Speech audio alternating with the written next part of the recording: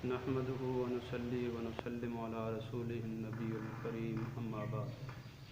ہر قوم اپنی ایک تاریخ رکھتی ہے، جس طرح عیسائی اپنی تاریخ رکھتے ہیں جس کو وہ سن عیسوی کہتے ہیں، جس کے مہینے جنوری، فروری، مارچ وغیرہ ہیں، اور اس تاریخ کو وہ ایک واقعے سے منسوب کرتے ہیں، سیدنا عیسیٰ علیہ السلام کی ولادت سے۔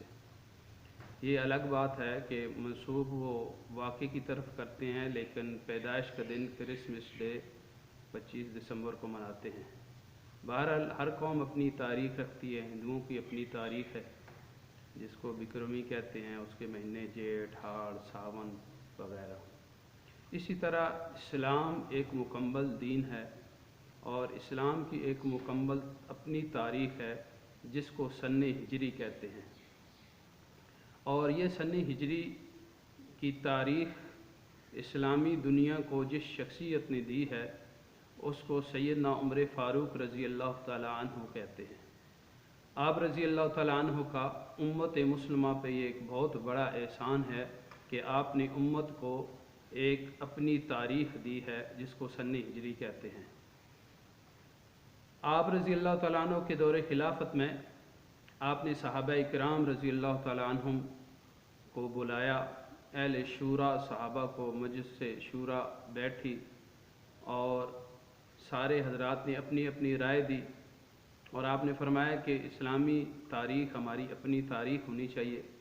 تو صحابہ سے مشورہ لیا کہ کس واقعے سے ہم اپنی تاریخ کا آغاز کریں۔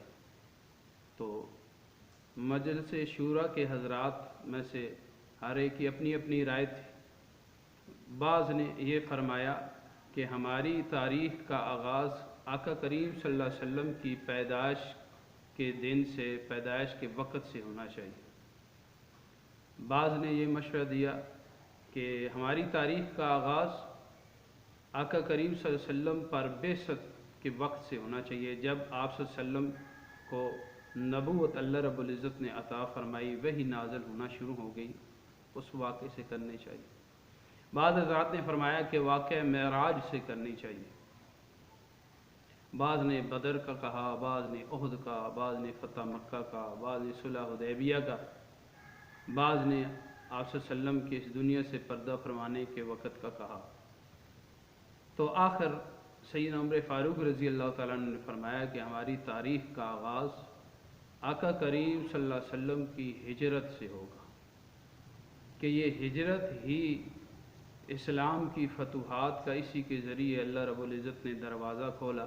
ہجرت سے پہلے مسلمان انتہائی ضعیف تھے، کمزور تھے، مغلوب تھے۔ اس ہجرت کے بعد اللہ رب العزت نے مسلمانوں کو مدینہ جیسی ریاست بھی عطا فرمائی اور اسلام کو غلبہ عطا فرمایا، حتیٰ کہ خلفائے راشدین کے دور اور اس کے بعد سیدنا امیر معاویہ رضی اللہ تعالیٰ عنہ کے دور تک اسلامی حکومت 64,65,000 مربع میل تک، نصف دنیا سے زائد علاقے پر اسلام کی حکومت تھی۔